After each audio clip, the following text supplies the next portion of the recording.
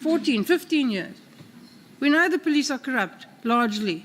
We know they're very good policemen who go to work every day and do their very best. And we're very grateful for them. But we know that there's rough corruption in the police. Everyone knows. So this is nothing new. And the things mentioned by General Mkhwanazi at his press conference, while they're deeply concerning, are also nothing new. He packaged them in one afternoon, but they're nothing new. We've known all of that information has been around for ages. So what is this fuss about? Why the press conference? Why all of this? Can you tell me?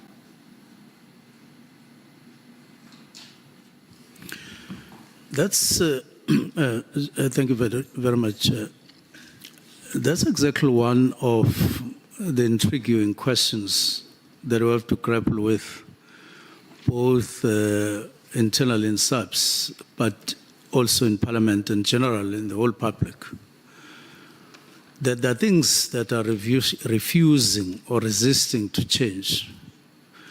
For instance, there is a perception out there, I don't want to lie, that SAPS is corrupt, or there is corruption in SAPS. That is persisting. There's corruption in SAPS. The perception that says crime is not under control. And I've always said, yes, crime may not be under control or is not under control, neither is it out of control. But there's a concern there, running general.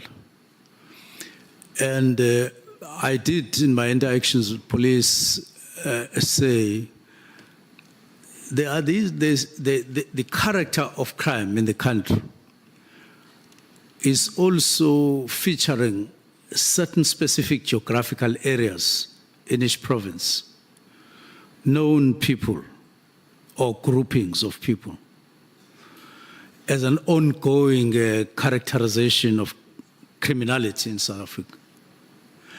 And that I'm worried about that, and I don't think that we can't overcome that. But I would say it in response directly. On the side of crime and corruption, maybe pointed at, but within SAPS, let us wait until this ad hoc committee finishes its work or completes its work, until Nhlanhla also completes their work, to have a full spectrum or a fuller spectrum of the extent of what we see now in reality.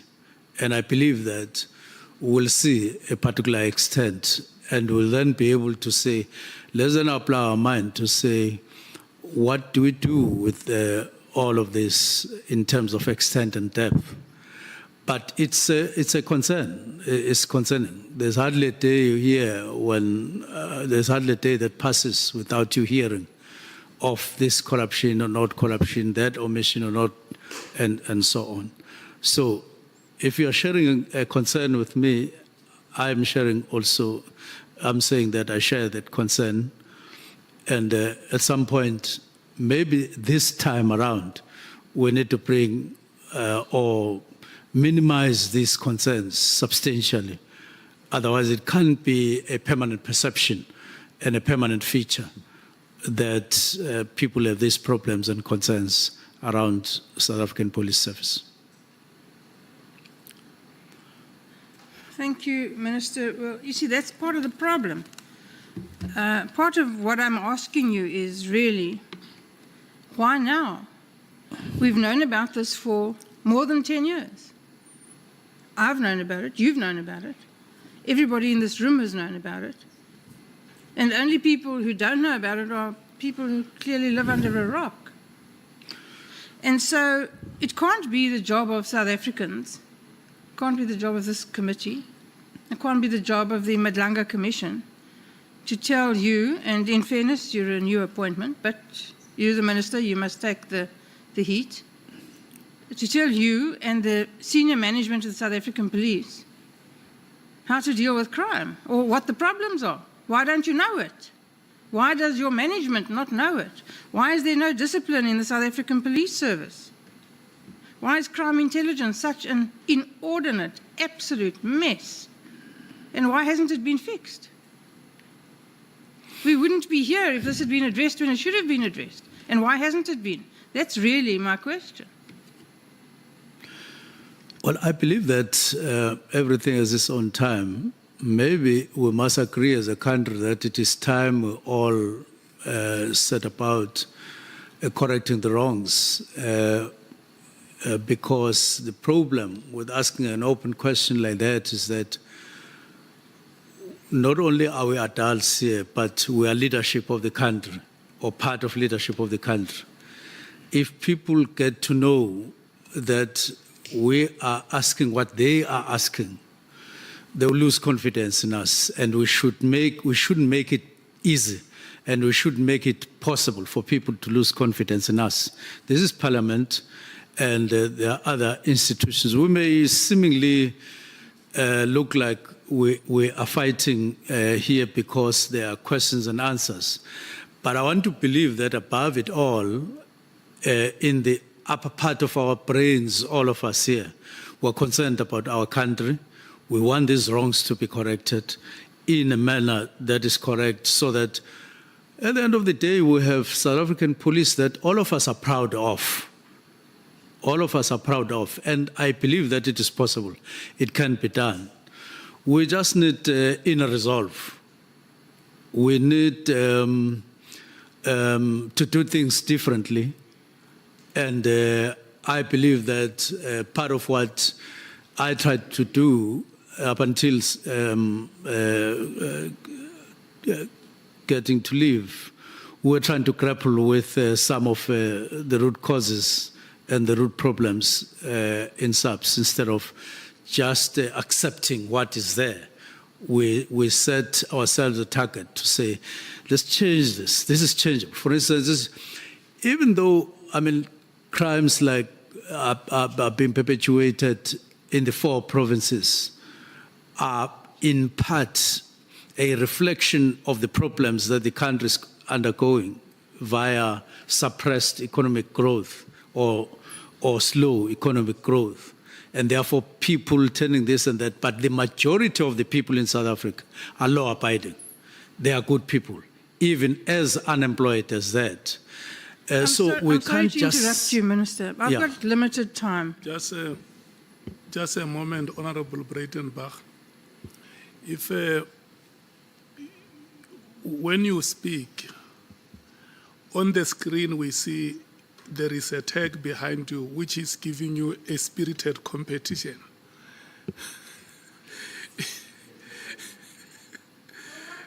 There is a tag behind you to your left.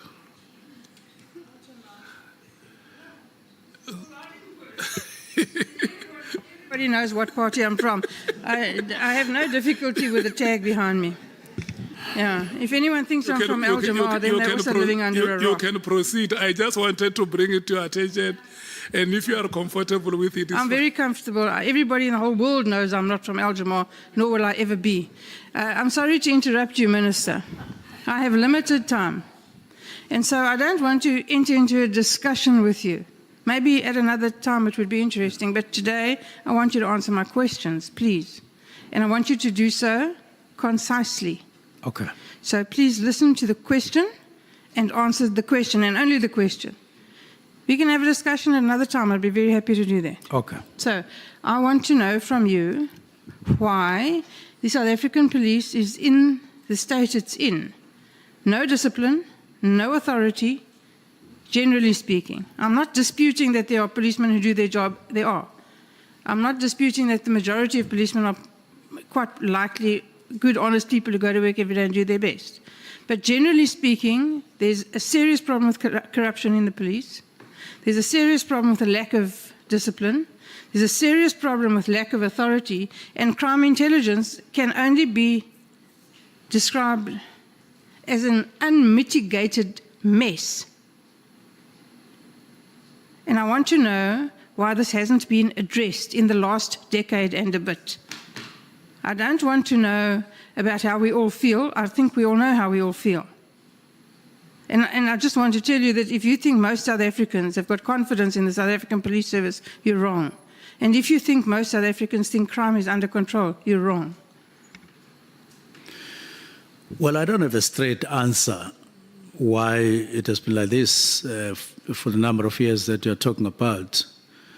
What I know and what I'm determined to do is to play my role in what I share in part or wholly with you, that there are concerning matters within SAPS and they need to be addressed, and they need to be addressed soonest without any delay. That I regard as my answer, and that it requires a lot of determination to do that. What have you done since your appointment to do it? Pardon? What have you done since your appointment to achieve that? Now, the first thing, or part of what we have done, is to insist that this is an organization, and it has the trust among the people in terms of its responsibility, whether it is performed or not. But people look at it as a solution to a lot of their problems on crime. And two of the things that I believe stand out in what we've done, we felt that SAPS require a kind of a workshop that we held so that we can look at some of the conditions of work, because if people are frustrated, if people are not answered, are not responded to on this and that, they won't be happy and they won't perform. We did that. And my impression was that people recognize that, and they are prepared to pick up right from the systems at police stations to other things that would make them enjoy their work while they are at work, in all manner of things. We then called the summit to endorse that, and we've begun to implement that since we got appointed. We have gone to districts with an insistence that a police station must be regarded as something very important. And we were on our way to doing so, because my sense was that we don't have a high regard in terms of the value of a police station, other than just generalizing. You're starting to have a discussion again. Please stick to the question. Pardon? You're starting to have a discussion again. Please stick to the question. And Yes. when you refer to we, are you referring to yourself? Are you using the royal we? Or Yes. is it just you? Yes, I'm referring to us as ministry and top management. I see. Okay. So those are some of the things that we've started doing and emphasizing.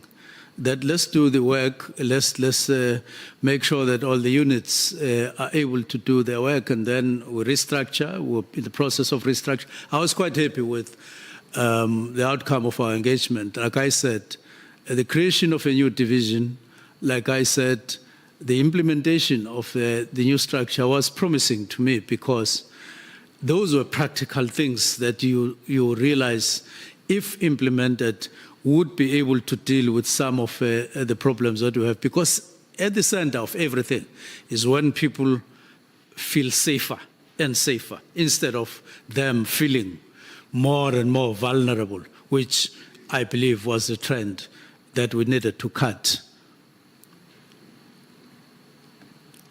You said earlier today that you have the telephone number of Mr. Brown Mkhwanazi on your telephone.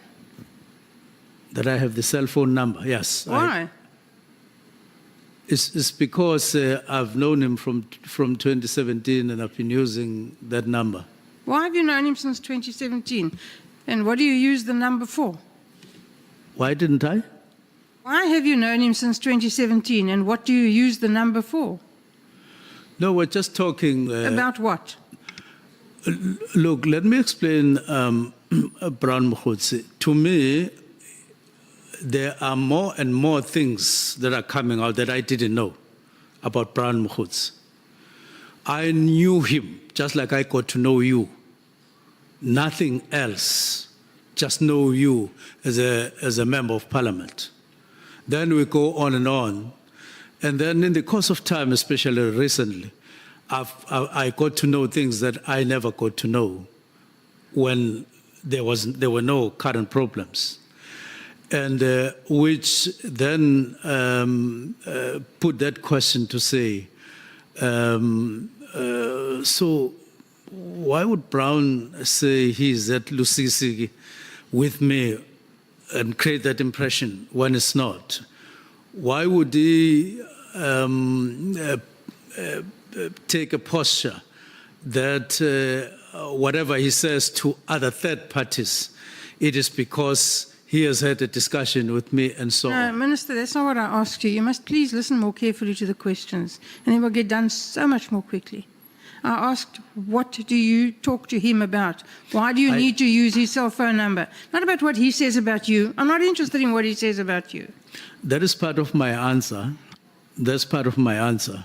But I can go on to say we speak about ANC-related matters with him. But I know he likes throwing a lot of other things that have nothing to do with the ANC. That's when I normally don't answer him, or all the time don't answer him. Okay. And you communicate with him on Signal, you said, amongst other things. WhatsApp and Signal. That I do what? You communicate with him on WhatsApp and Signal, you said. Yes, because he said he has it and I have it. Yes. So normally people communicate on Signal when they want to be sure that nobody else can read their correspondence. So what are you talking to him about that you're trying to hide? Same matters. There's nothing more. So this issue between General Mkhwanazi and yourself and Masemola and Sibiya, this is just a factional battle in the South African Police Service. Is that what we must accept? It's a battle for power. The head of the Hawks position is becoming available, or is available. Masemola is due to retire soon. Is this a factional battle? Have we been called here to sit here for days and hours on end to deal with a factional battle in the South African police? Well, what has happened, which I know, is that when I issued directives, my view is that General Mkhwanazi took a personal stand against what I did for his own reasons. That's why, among other things, even when General Khumalo and others got arrested, Chief of Staff told me that he sent a message that gloves are off. As far as I'm concerned, the earlier response to what I'd done was personal, very, very personal. He took matters personal rather than as a police officer who would then engage openly. That's why there would be things like if he is clean and so on and all of those things. And when General Khumalo gets arrested, he then say, Chief of Staff must inform me that that gloves are off. Now, so in my view, all that has happened, the trigger on these matters that we find ourselves on here, the trigger is the directives. That's the first trigger. The second trigger is the arrest, where General Mkhwanazi kind of take a personal posture into matters of subs, which are not necessarily his personal, is part of that. Yes, of course, he's got a job to do. Do you think that you are entitled, in terms of the prevailing legislation, to give the directive that you gave? Do you think that as minister you have that authority? Or do you think that you've overstepped the mark? I have not exceeded the mark. I would not have done that if I ever thought that I would be operating or may be operating outside legislation. I have never done so in the past. All my portfolios that I got deployed to. It's I've fine, never you've done answered so. the question. Yes. Thank you. Did you discuss issuing this directive with Advocate Pikoli? Yes, I did discuss with him. I didn't discuss him that I intend to. I said, here is the letter. This is what is contained here. Please comment. And he did comment, and then I proceeded. What was his comment? Well, his response was to correct certain matters. I can't remember this and that, but generally, part of the comment was that you are within the law, you are within the Constitution. It did make that comment. Fine. Now, General Masemola has taken exception to your directive. He ostensibly gives effect to it, but in fact, as you call it, the National Political Killings Task Team is still functioning, according to General Masemola. So he has, in fact, disobeyed you. I can't get your question clearly. General Masemola says that, A, he thinks that you can't give him this directive, Oh, yes. but he regards you as his boss, which I find horrific. And he will give effect to your instructions, but he has not done so. The task team has not been closed down. So what are you going to do about that? Well, that took me aback. I was taken aback when National Commissioner spoke like that, because it means that it would have meant that, or it meant that, on one hand he agreed, on the other he didn't agree. When he sent the letter from his office, or when his office sent the letter on the 3rd, when he made the presentation, when he wrote to me on the 22nd, when he made the presentation or okayed the presentation on the 5th and the 6th, what I understood him to be doing was that we were in agreement that we have to wrap. I had no other hidden side or feeling that, in fact, he was not, were not together on the matter. He had not done that before. The question, Minister, was what are you going to do about it? This other long story is interesting, but it's inappropriate. What are you going to do about it? Well, I'm on leave at the moment. The country is faced with what they regard as a national crisis. We're sitting here day in and day out, and you're on leave. The minister's on leave, and that's more important. I didn't impose leave on myself. I am on leave. That is the fact of the matter. Are you on special leave? Yes, I'm on special leave. Thank you for that. I see. So the hopes that we have of getting somewhere with this whole debacle, it's clear that we're not going to get anywhere with it. That? We're not going to get anywhere. The police are not going to be fixed. You're on leave. Masemola is on leave. Sabia is on suspension. Everyone's on leave or on holiday or suspended. And nothing's going to happen. And what must we do with all of this? The top structure of South African police are either on leave or in bed. If I had my way, I wouldn't be on leave. I wouldn't even be here doing what I'm doing. I would be proceeding with the work that we're expected to do in subs so that people feel safer. So once these matters are aside and the President decides on post these commissions, then we are awkward at the moment, and things are not the way they should be, like being on leave and so on.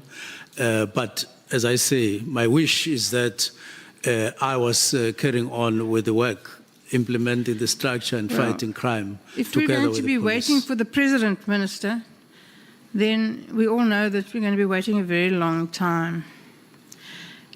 But you talk about people feeling safe. I just want to tell you that this afternoon, there was a mass shooting in Westbury in Johannesburg. 2 people are dead, and many children were injured, some of them critically.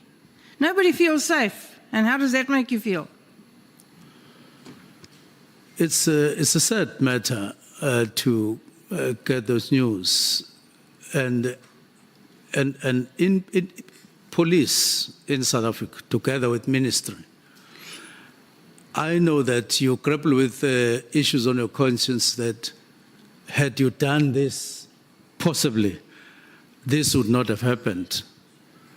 And it haunts you all the time. And therefore, I feel sorry and sad for what you are putting across.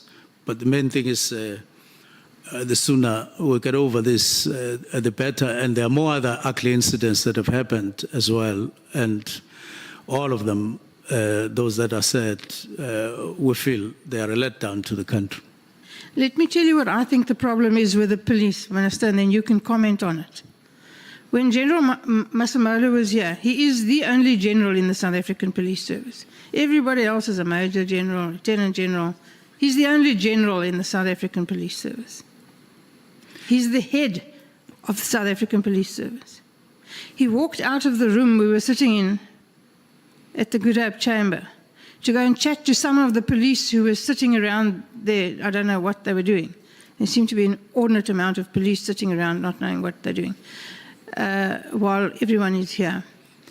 He walked over to a group of policemen. I'm not sure what their ranks were, but they certainly weren't anything close to his. One was draped across a chair. One was sitting on the table. One was leaning against the wall.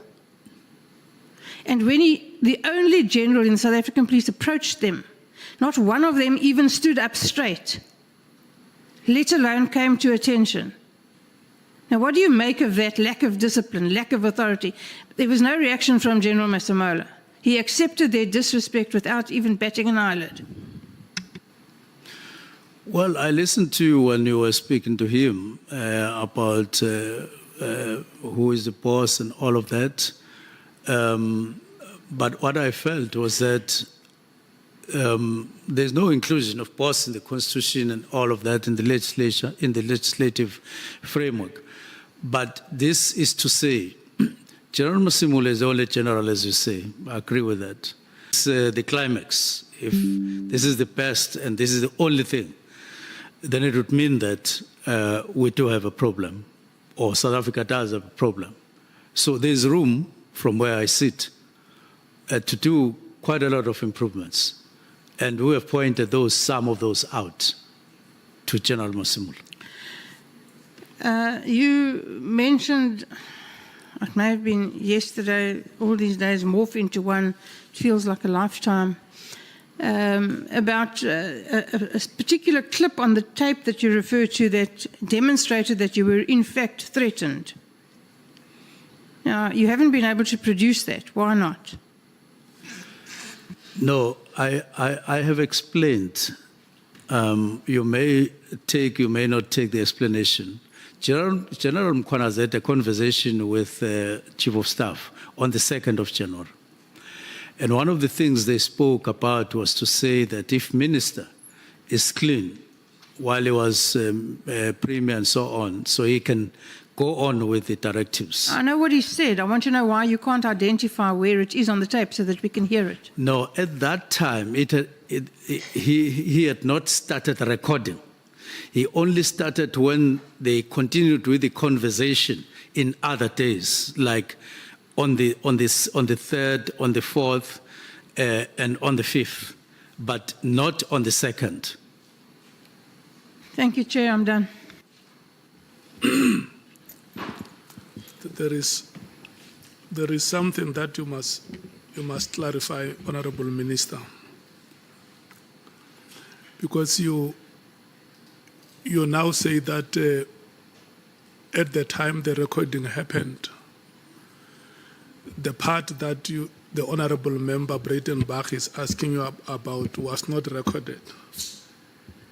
And on Friday, you made us to play that record and say on the record there is a part that you want us to hear.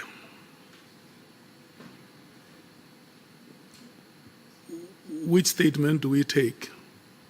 Do we go back to our statement that the extract that you wanted us to hear is not there? Can we just bury it like that to say the extract that you wanted us to hear is not there, so that we stop making reference to this evidence which has not appeared before us. Can we just bury it that way? Yeah, it is not there. Thank you so much.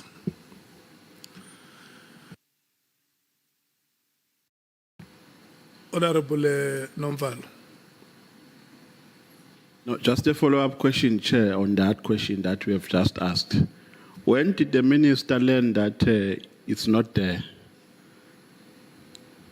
When did he learn that the part that we advised him to bring today is not there? Did you learn after you made a promise to the committee that you will bring it? And if you learned after, does that mean you were misled? You were made to understand that it is there.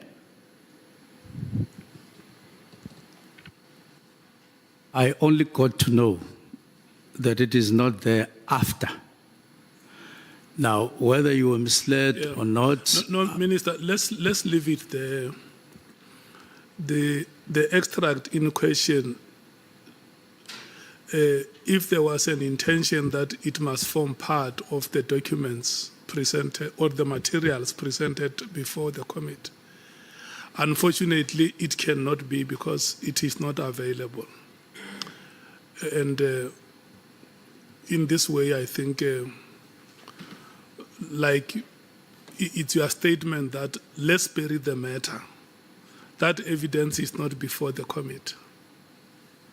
Is that adequate? Chair, I would say now it is adequate and it will come. Somebody will ask a question and I'll need to explain, as I did last time, that that evidence is not there except in reference. Thank you. That's sir. all. Yeah. I see Honorable Malema, Honorable Sangweni, do you still want to speak? Let me take Honorable Malema and then you will be the last Honorable Sangweni. No, Chair. We have to close it properly if you are saying we're going to close this part. The minister either must accept that he was misleading the House or he honestly thought that thing was there. That's why he committed that in the next, I'm the one who said, in the next meeting, just come with that part. And he said, no problem, we'll come with it. But how do you say you will come with a part you never had? Because he was making us to play something he never had. So had we not insisted on that part being brought, this House would have been misled. Either he was doing it deliberately, and if he was not doing it deliberately, he has to apologize to the people of South Africa, who sat in anticipation that a minister who has taken an oath, and even not just an oath, also took an oath in this House to tell nothing else but the truth. If he made a mistake, he must say to the people of South Africa, I apologize, I made an error of judgment, it's not there, this issue is not there. Unless he was deliberately misleading us. But if you have made an honest mistake, you have to apologize. And I insist that he has to apologize if he made an honest mistake. People have left what they were doing, waiting to come and hear a part where a general is threatening a minister. That's not a serious, it's not a simple allegation to be made and just leave it like that. That allegation was made, now there is an acceptance, there is no evidence to that effect. I was actually misled and I therefore apologize. That is what we insist on, Honorable Chair, for this matter to be closed. Thank you, Honorable Sangweni. Thank you very much, Chairperson. I think mine was going to be to seek clarity from the Minister on what is not there. So is it the recording that the Minister says is not there, or is it the threat that the Minister says is not there? And Chair, I'm asking this because I don't want us to leave here with an impression that the Minister has withdrawn his testimony that General Mkhwanazi threatened him, if that is not what the Minister is doing. So if we can just separate the two things. And then secondly, I also want us to be consistent, Chair. There's a lot of things that people came here and they have said, and we did not demand evidence of it in recordings or any other format. Now, the unfortunate part is that the minister volunteered a recording, which is now the issue. We've been listening to people talking about Tupac songs and sending this and sending that, and we never demanded recordings of those issues. So I want us to be fair to the minister. Now, if we can get clarity that is the minister withdrawing his testimony that he was threatened by General Mkhwanazi, which is different from the recording is not there. And that's a different matter that I think we can close. Thank you very much, Chair. Honorable Shongwe. No, Chair. Partially, I disagree, Chair. I think, Chair, borrowing from the words of Ubabu General Usbeya, ukuthi Mkhwanazi ukhuluma into angayazi, is the chance ukuthi uminister ukhuluma into angayazi makathi kukhona i-voice note.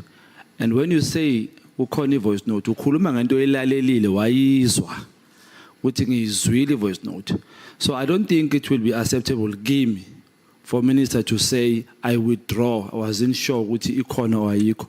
He must speak into iqiniso la ukuthi ubeyizwile yini or ukhuluma into engekho ayicabangile. And number two, what does it say ngecredibility yakababa uNkabinde? What if uNkabinde umtafulile umshayashayile lapho, Chair?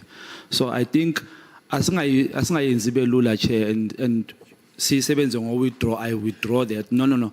Akavuma ukuthi ngiqamba amanga la. Chair, what's the right word for amanga? Parliamentary word? For lying. Lying. Misleading. Inaccurate. The accurate word for parliamentary word? Inaccurate. Oh, I gain it less than the sentence. But again, Chair, just that one. The minister must be on record saying, bengikhuluma into engekho. Because if we take on record, we are lazuluzwile, Chair. Thank you. Okay. On a point of Honorable order, Malu. Chair. We're not asking new questions. We're sitting on the topic you are talking about. And the topic is the recording. It's not whether the minister is withdrawing the threat or not. So once you are on this point of recording and then you say, you minister must, you're introducing a new subject. We are saying minister committed to bring a recording. Minister didn't commit to bring whether he's being threatened or not. He promised to bring a recording and the recording is not there. That's what that's what Honorable Dlinis was asking about, and that's what we are following up on the recording. No, let me remind you, honorable members, this is what happened on Friday. When the recording was played, the Honorable Minister placed a statement that there is a part that is missing in the recording. And so he would have wanted us to hear that part. And so the minister made a commitment that the part will be made available. And when we resumed this morning, we gave a report that we have made a follow-up through our secretariat with the minister and his team.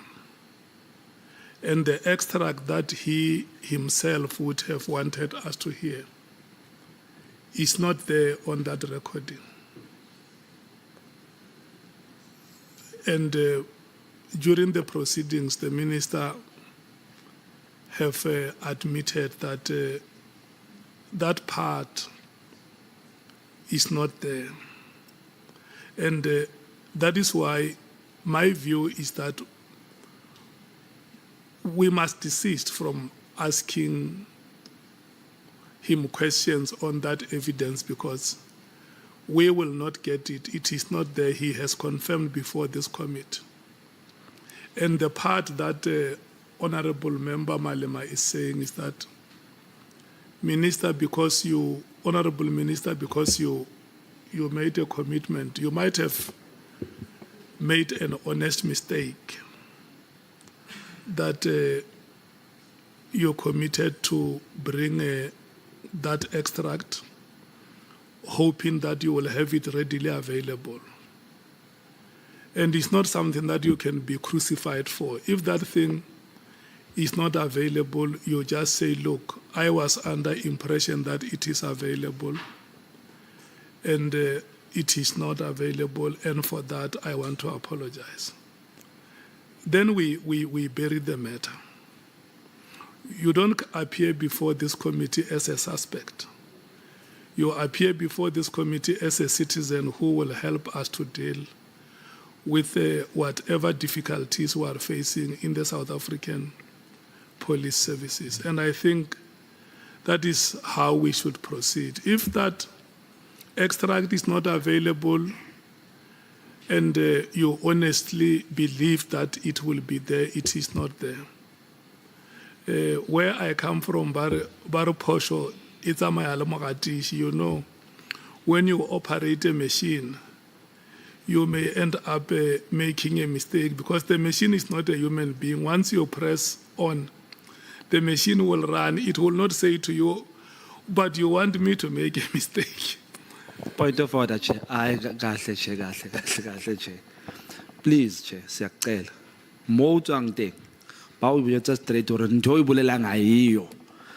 Minister o itse ikhona a voice note. There's a part I want you to hear which I don't get now. If it was a song, you would say this song iqala la khona la imnandi khona. Angiyitholi that part. He said it that way, sir. He didn't say, I'm not sure whether it was a voice note or they told me. Said in this voice note, there's a part I want you to hear. So, and Chair, again, under oath, he said that under oath. It's not a soft thing that you can just downplay as if, no, here, you're not coming as a victim or suspect or what. Chair, whatever he says here is under oath. La Chair, South Africans alalele exila manunu abono baba ubheka icele ama South Africans, so let's not downplay it, Chair. Uthe ubaba ikhona sicela leyo voice note or asitshela ukuthi kanqamba manga sidlule, simple as that. Honorable Skosana. Ngithokoze mcela isihlalo, ngibawa ukuthi nami ngifake lami lokuthi ungqongqotshe uye watsho ukuthi kunento nasiya ngaphakathi inunu le ebefanele silalele mara into le ngaphela lula njengoba umlingani ayithomile ngapha honorable Malema he ask a simple question ukuthi indaba le ayikwazi ukuthi ingafelela angakavuma ukuthi bekaleya mhlambe bekasimisleadile axolise ngokomthetho ngoba is under oath as I said earlier ukuthi akhumbule ukuthi u-under oath mara singaphumi la singanagama elazekelayo ukuthi uyasararanisa nje asazi ukuthi sikuphi akafuna ukuvuma mara ke ukuxolisa ngicabanga ukuthi kungaba into ekarako ingasikari into leyo ukuthi man uthi Mathela Bambalala ngiyabawa ukuthi man ngenza iphoso kukuleya indaba yokuthi into le ikhona yokuthi ngithuselwe ngoba indaba yokuthuselwa silalele sonke la ayikho. Yeah, no, honorable member. We may be saying one thing in many ways. It's for the minister. You know, the request that has been made by the honorable member is for the minister to say if he made an honest mistake or he has not made a mistake. It's not a matter for us to debate. If he made a mistake, he will say it here to say, look, that was a mistake. I apologize. Or it was not a mistake. It's just that I can't find the evidence, but I have it and I won't apologize for that. So let's give him a chance so that we deal with the matter once and for all. Honorable Minister. Thank you very much, Chair. I believe I made an honest mistake. I was under the impression that that part that I spoke about was actually there, and it was part of what was sent here. Then I make follow-up after making an undertaking, and it becomes clear that no, recording had not started when this part was discussed among them. And therefore, I made that mistake and I apologize. Thank you so much. That is acceptable, Minister, and there is nothing that will take any quality away from you. Thank you so much. You haven't addressed my question. Oh, yes. The question that And I had the put, second question that Yes. you I understand the raised, mistake about Honourable the Member. recording, Chair. Yeah, let right? me allow you to restate it. Thank you. I understand the mistake about the recording, which I think the apology from the minister is accepted. But I just want to confirm whether the minister is therefore withdrawing the fact that there were threats that were made to him. On a point of order, Chair. On a It's point my of order. question. Why would there be a point No, of order? on a my point of question? order. No, it's fine. Chair, Let's take the point Chair, of order. we are taking rotation here. The ANC will have its own chance. All of us, we spoke on a point that was raised by honorable member. As a follow-up, or we're seeking clarity on that point, which was raised during the DA's 10. It's still the DA's 10. So when you now leave the DA's question and come up with something else, you are allocating ANC an extra time on this question. They are still going to have a chance to ask questions. No, I'm going back to the DA. No, Chair, but Honorable Malema is out of order. He's No, been no, seeking no, clarity. no. I'm seeking clarity. Honorable On Sangun, the same matter. Honorable Sangun, let's do it this way. You have asked a question, isn't it? And we must give the minister a chance to respond to the question. That point of order, honorable member, is not sustained. Minister, did you hear the question? The two questions are based on the recording. Very clear. Yeah, the first question you answered, you apologize, that is accepted. And then the second question is whether you withdraw the statement that there were threats. No, what I'm withdrawing is that I have not been able to provide the recording, but the threat, No. the threat remains Okay. as told to me by chief of staff. Thank you. Thank you. Honorable Klopper, let me start by apologizing to you for the delays. And I just hope that it has not affected your chain of thought. Can you take a deep breath, and I see that you are ready to. Thank you, Chairperson. No, I'm not affected at all. Honourable Minister. Minister, my time is also quite short, so I will ask questions if you can answer as short as possible without hampering yourself. Minister, in December, specifically the 31st, I want to know, did you have any contact, direct or indirect, via staff or via any other person, via any platform, call or messages with Brown Mkhwanazi? That's the 31st of December, 2024. On the 31st of December. Now, on the 31st of December, to the best of my recollection, I didn't speak to Brown Mkhwanazi on that day, on anything. It may be, I forget, but especially me phoning him, I don't remember at all. Thank you. The evidence that was put in this committee this morning, there were photos flighted on the screen of messages.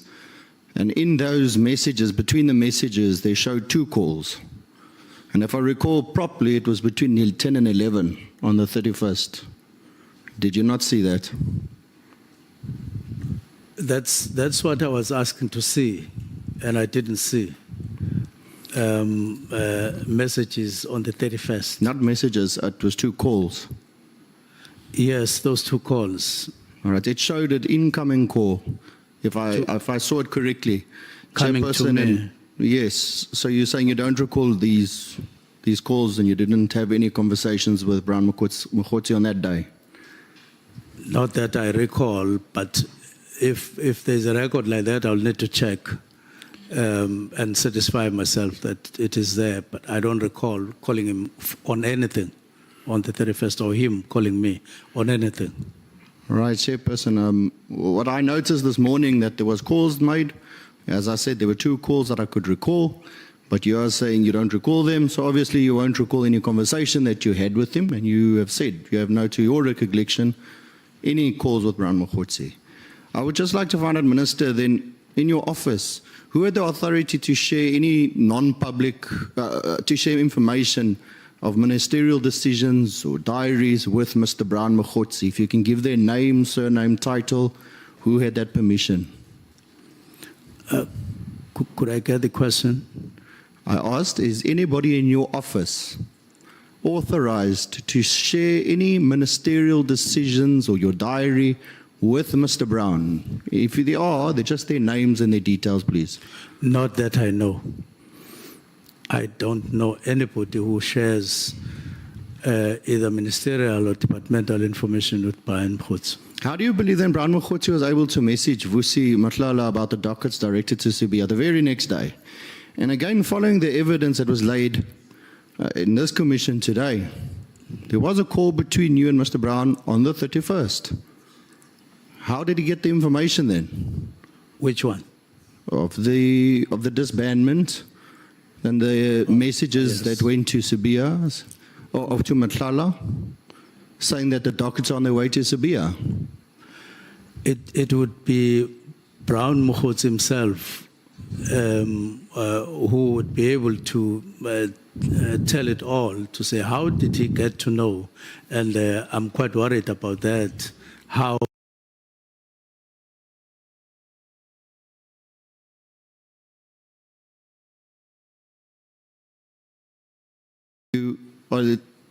having the South African citizens must believe that someone was able to predict the time and the content of your directive just by coincidence, as what you say at the moment. What's your question now? Are you putting it to the House at this point, as far as your knowledge is pertained, that someone in the private sector was able to predict the timing and content of your directive by coincidence? If I hear you well, my directive went to Chief of Staff and to Special Advisor and back, and that is how. I don't believe that there was anyone else who was given this by any one of the 3 of us until it leaked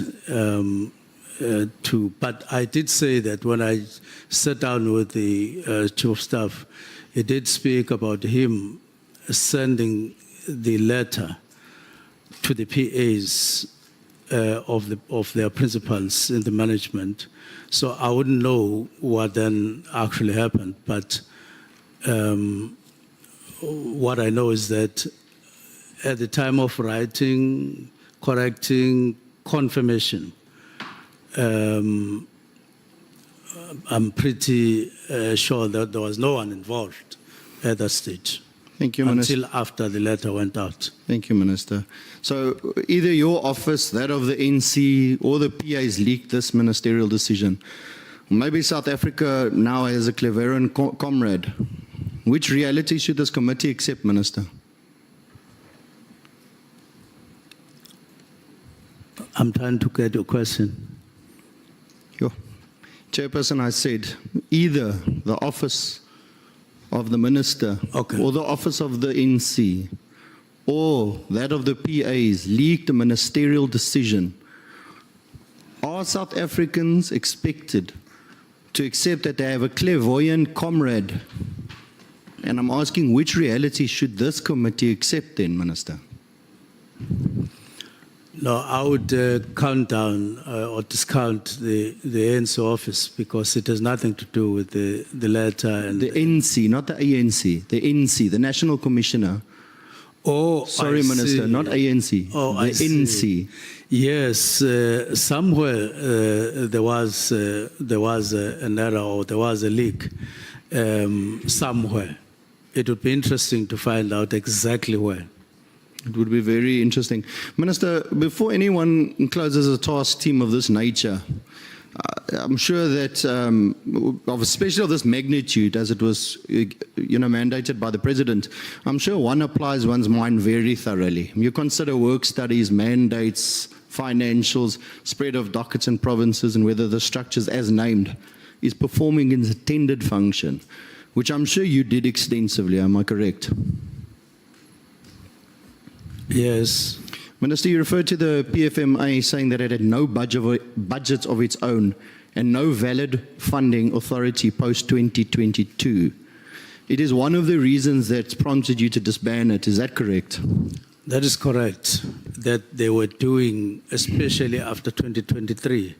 So I felt that when you observe these things, you could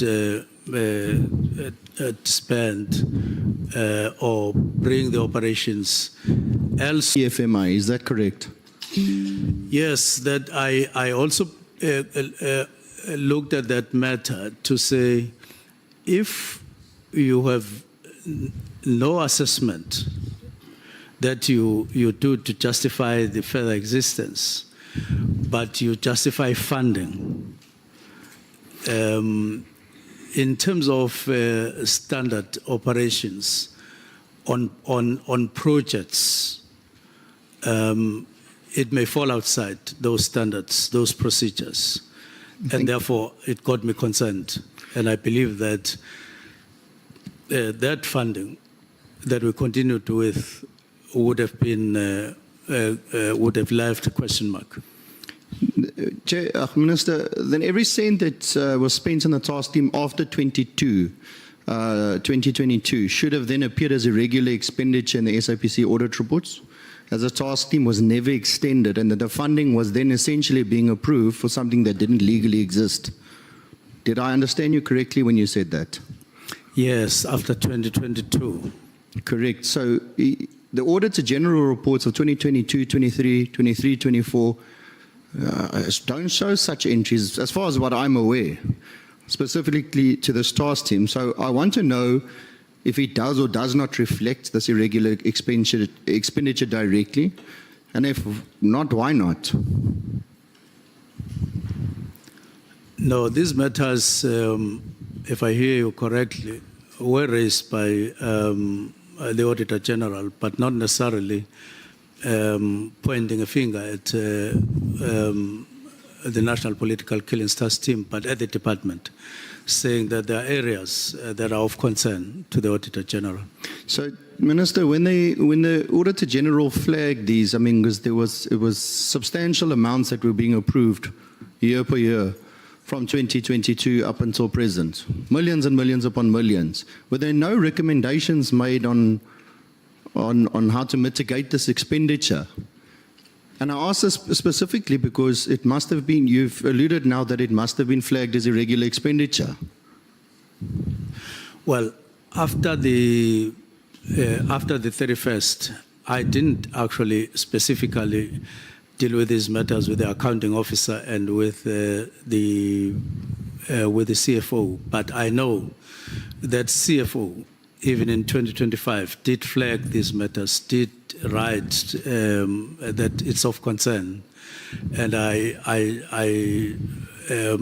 have a feeling that if the Auditor General were to be approached as a recommendation to say, can these matters be probed, I believe that there would be, the findings would be a cause for concern and would relate to what I'm raising. Chairperson, are you saying that the SAPS did not act on the recommendations then of the Auditor General, just so that I can understand you very clearly? Because you're saying that it was flagged, the CFO did flag it with the Auditor General, there were findings on it, and then for the year of 2022 to 23 to 24 to 25, no remedies were followed, and that this just continued at this mass scale, this massive amounts of money that were being pushed into an entity that you claim were legally dead. That's exactly a matter of concern, and And that is why it may be necessary that as part of what's happening, the Auditor General be requested to focus on these matters to see if there were recommendations and that they were not dealt with, and why were they not dealt with, and get to the bottom of the whole situation. Minister, then I put it to you that I think it's because of this, then ignoring the Auditor General's recommendations and remedies, that the country is sitting where it is sitting today. Not just with one department, with many departments. Because the Auditor General then is obviously doing their work, they're flagging this, and nothing gets done about it, not immediately. It takes years. And in those years, it's taxpayers' monies that is going to waste. But Minister, I'll move on. You repeatedly said that technically that the extension wasn't applied for. Therefore, it's time to assume that you also can't disband something that doesn't exist. You have now said to me it is legally dead. Then why did you sign a directive on the 31st of December 2024 to ban something that didn't exist? Yes, to a certain extent, there is that rhetorical question, or maybe real question, to say, am I disbanding something that is not there? But in reality, it is there, and therefore the directive. But if you look at what I was talking about, the structure, the processes, but particularly the extension, you may as well be dealing with something that has a problem legally speaking. Hence, I'm raising that as one of the reasons for the disbandment. Minister, you made it quite clear that the entity was legally dead, or the task team, sorry, not the entity, the task team was legally dead. Why didn't you call for an investigation when you wrote the letter of the disbandment? Why wasn't the immediate investigation called? Immediately. And I mean immediately with immediate. So they were applying for money, getting money approved to continue operating illegally, in your words. Then why not call for an investigation? The truth of the matter is that I took action. Now, what action is a different matter. I believe that when I circled with those views, among others, that it may be an illegal, it may be illegally operating, and of course it may not be the most prudent way of spending the budget, and that there are people out there that are concerned internally and externally. Let me first take the action. What action? Disband this. I did say at some point, although I didn't complete what I was saying, that in mind, I started developing an idea that after stopping, after disbandment,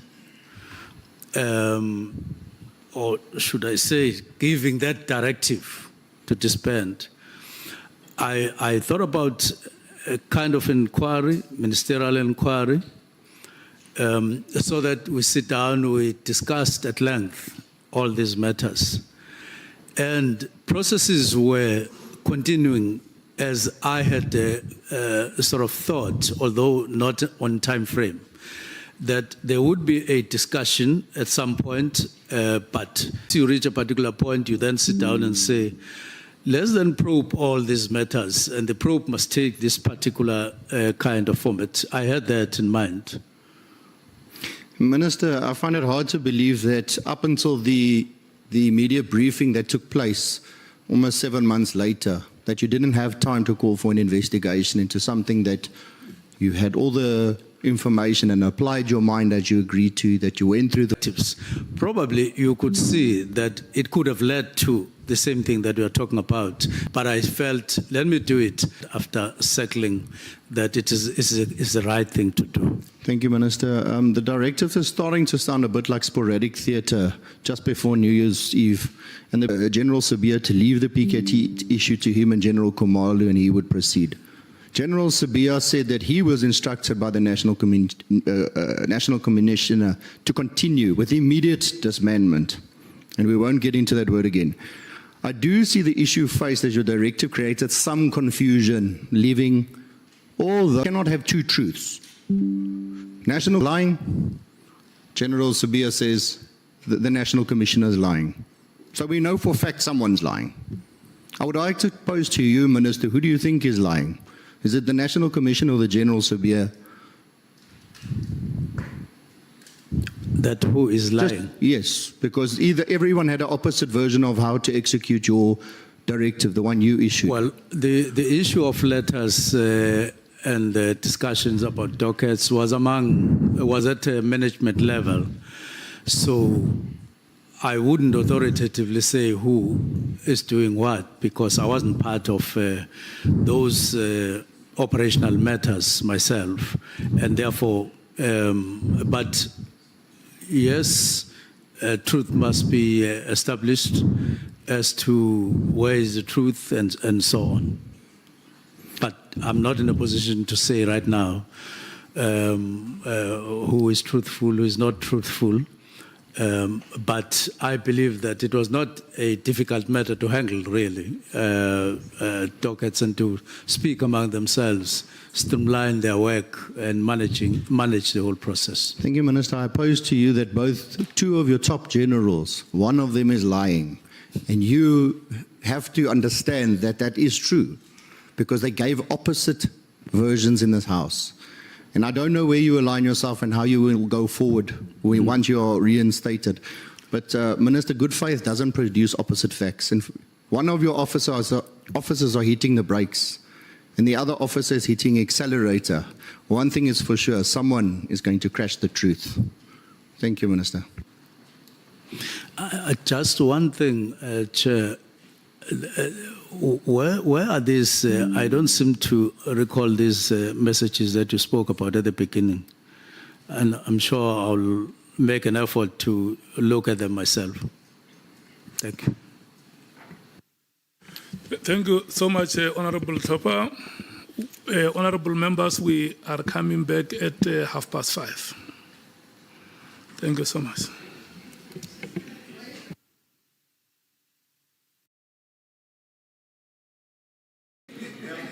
While stretching, Chair, a small amendment, if I could be favored with those messages, I really would want to see them. Thank you.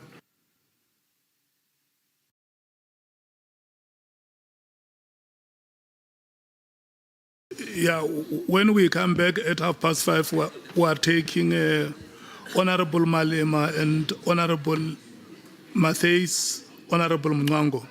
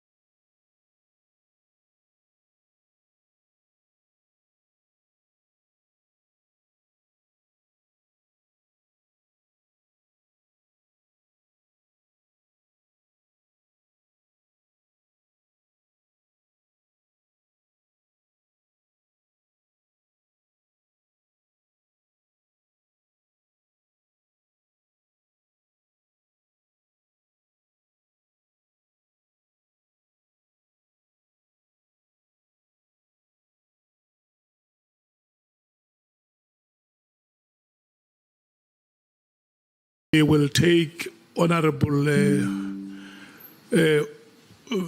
Can I get an indication from the EFF? We're starting first. We will take Honorable Malema and then take Honorable Leanne Mattheys. Your time will run from now until 7:15. Yes. And then we will then take Honorable Mwango and Honorable Vessels. We will then finish before 9. Thank you so much. It's your time now from 5:30 to 7:15. Thank you so much. No, thanks very much. Sorry, Chair. Sorry. I'm so sorry. I just wanted to go to the question relating to messages of the 31st. From what I have collected, there's no call on the 31st that was made to me that I made by Mkhwanazi and that I made to Mkhwanazi. What I find is a screenshot of what purports to be a message that was sent let's to me. conclude that you did not make any call. Pardon? You did not make any call. No, I didn't make Yeah. any call, and nor did I receive any call from him. Thank you. Thank you so much. Thank you very much, Minister. I just want to start with the small issues of clarity. I think we must, all of us agree that immediately means now. It doesn't mean any other thing, except that it means now. So, as a minister who's got a driver, because you're giving examples of cars, and they're driving, you're at the back, then you say to them, hey, Chief, stop the car immediately. They must stop it next week. In the context, in whatever context, must stop next week. Because when you say stop the car immediately, stops now.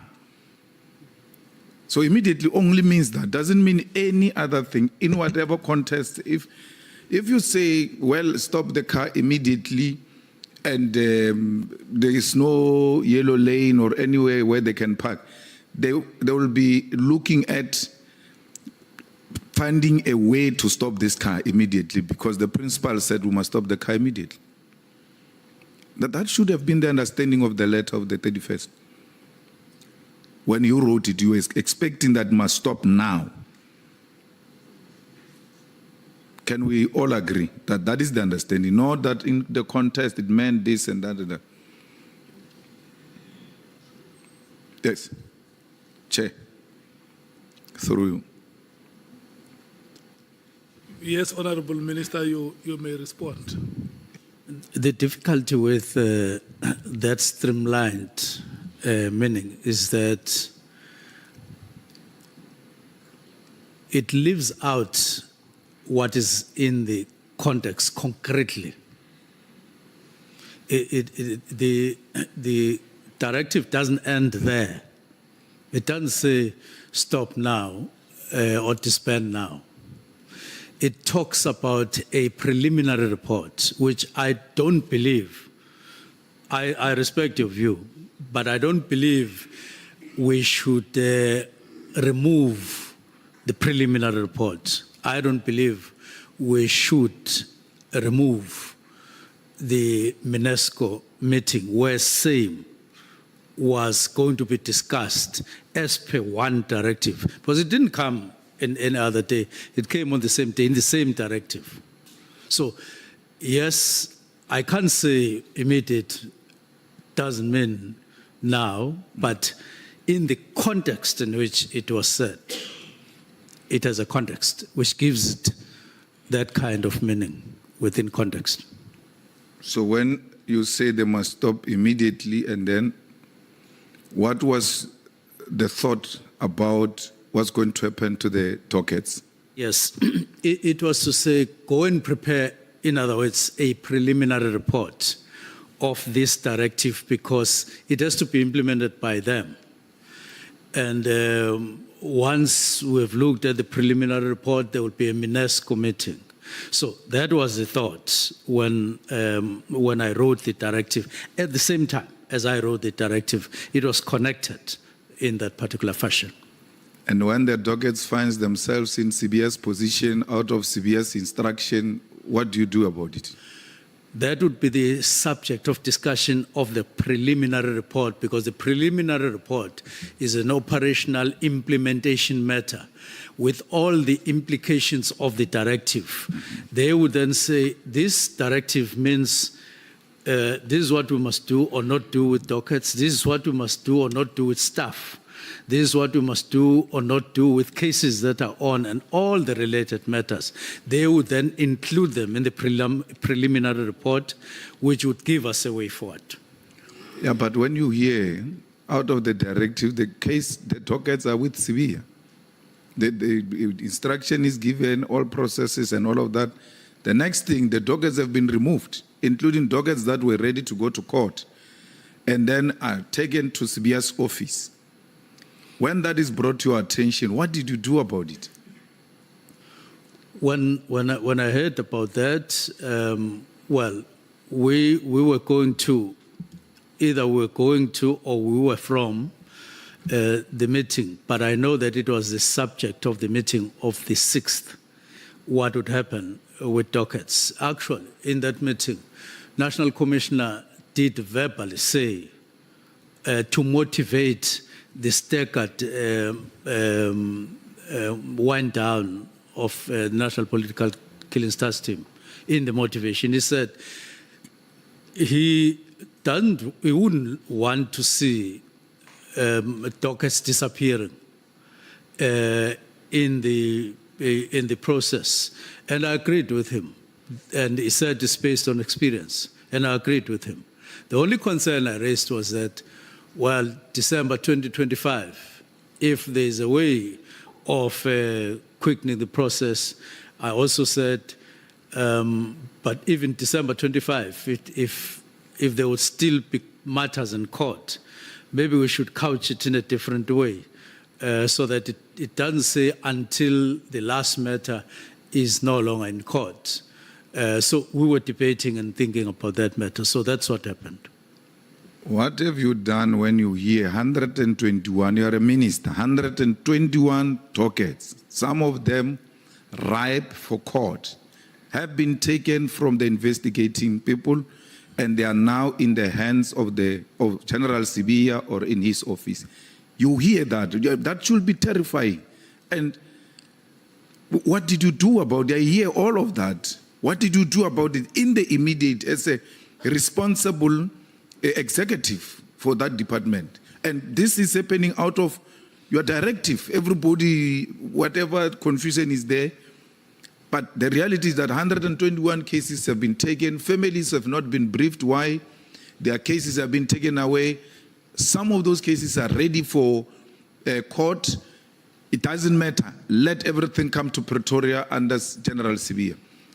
That comes to attention if you didn't know that that was going to happen. But we all now know there are 121 dockets in Pretoria. As a minister who's very good at giving directives, what directive did you give on this one?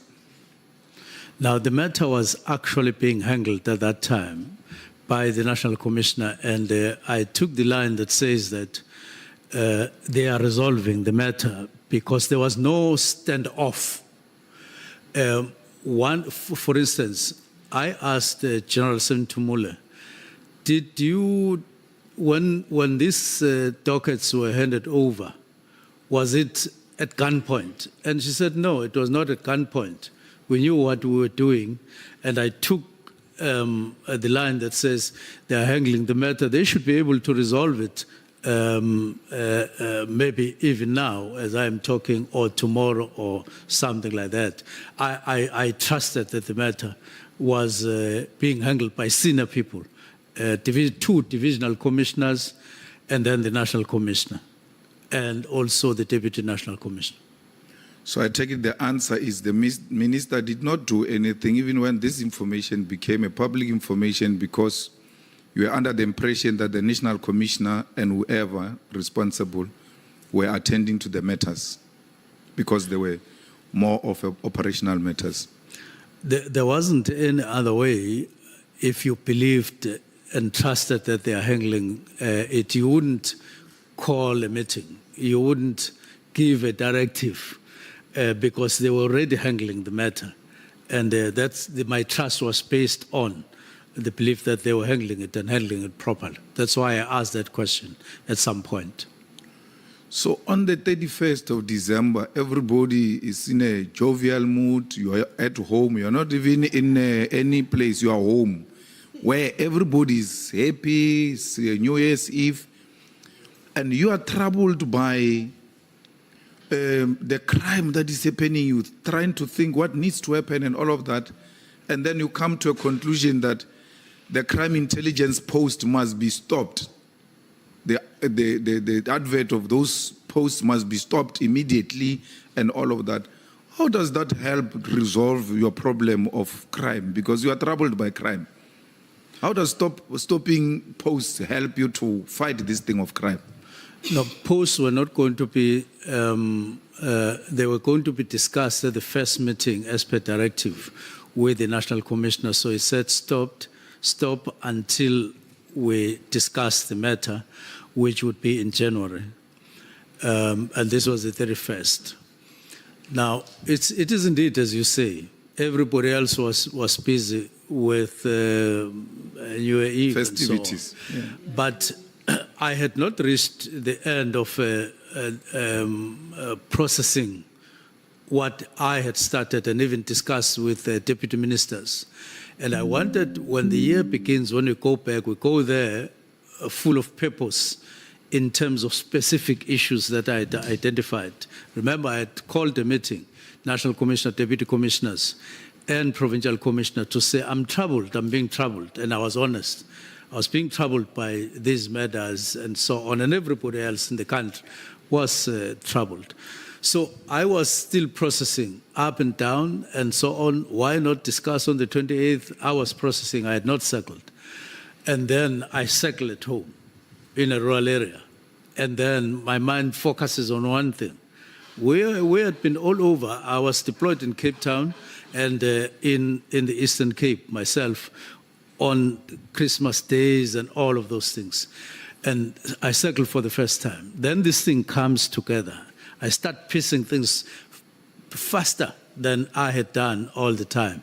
And the answer was, write a directive so that when the year begins, you are all in part focused on these matters because they're troubling a lot of people. And I'm honest that these matters, in my observation, were troubling a lot of people and the country as a whole. But, Minister, there was nothing that was going to happen in between the 31st and the official return. I know the police don't close and all of that, but the business of our country at that time, meaning everybody's withdrawn. And there was nothing urgent that will force you on the 31st of December to say, this, I have to issue this letter now. Why not wait because now it looks very suspicious. It's like a tender that is being awarded on the 28th of December. You're like, why? Everybody's on holiday. Even the mindset is now different. And you now drag us into this serious business on the 31st of December. It doesn't make any business sense, really. That would add... that would add on my side that what did immediate mean? I knew that there would be nobody who will, as a matter of today, call a meeting and convey the message and so on.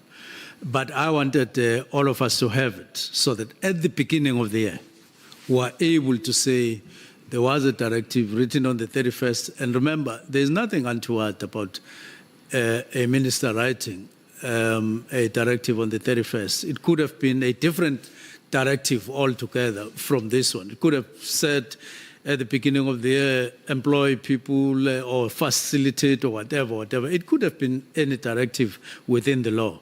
Now, it was this directive. And all I wanted was, let's focus early in the year on these matters. And I was quite troubled by them, as I am right now. Now, Minister, there are alleged SMSs, WhatsApp exchange between Mkhwanazi and Ngabinde about you. There's an allegation that Nhlanhla bought a table at the ANC dinner, your table. I'll still come to that because the explanation you gave on the table, I don't accept that. All of these negative things about Nhlanhla, who is arrested to have killed people, who has implicated minister on this or that, and you still, of all people, go and ask an affidavit from Nhlanhla, who's in maximum prison. And in answering that question, actually, I just want to quote so I don't make a mistake. I think there was a bit of dishonesty there because you're saying the first answer is until I came in. You never, because you now realize on hindsight it was wrong for you to go and get an affidavit from a character like that. And you say, my legal team took their own initiative to obtain the affidavit. You said the initial, that was your original response. And when I intervened, you then say, no, it was my wish, and agreed to instructing them. So you give two answers on one question, that the lawyers acted on their own, which is unethical, and I point to that if they did that, they will be reported to LPC. There is no lawyer that can listen to you and out of feeling pity, without you giving them instruction, go to maximum prison to get an affidavit from a dangerous man. Then you say, no, I gave them instructions. Despite what is happening in this country about this man, despite what brings us here, because at the center of it is that Nhlanhla takes decisions about this or that. If he's been told that PKTT is being disbanded and all of that, you still want to have something to do with such a person, whereas on an official legal documents, which are going to go before Madlanga, before Parliament, and perhaps ultimately in court. Why would you want to associate with such a character, whereas if you say you don't know him? Because I was, for instance, associated with Nhlanhla. My wife's surname is Nhlanhla. And it was immediately assumed that I know Nhlanhla. I've never issued a statement. I've never written anything. I don't care what they think. I don't know the chap. But you, because you are lawyers, it's you. You pass all these big fences of maximum prison looking for an affidavit from an unethical man who's in prison. How do you justify that, Minister? Now, let me read this. It will add another dimension. I may have used all those words, but what is actually written down is a straight answer to you. It says, Dear Mr. July, July is my lawyer. It says, I confirm that I act on behalf of Mr. and Mrs. Nhlanhla, my clients, who have directed that I send this email to you. I understand that you represent the police commissioner, Mr. Senzo Mchunu, at the Madlanga Commission. Well, I'm sure I meant police minister. My instructions are to present to you an affidavit deposed by Ms. Nhlanhla. In essence, Ms. Nhlanhla denies any dubious dealings with minister and wishes for what he terms General Mkhwanazi's false allegations to be investigated. For that purpose, the following documents are attached to this email. Then I attach those emails. Now, this suggests that even the lawyers never went to maximum prison. There was discussion between the two lawyers. After I had said, we are leaving no stone unturned where there is my name and concerns. Now remember, in the background, on a daily basis, if not on an hourly basis, people write false things about me and my name. And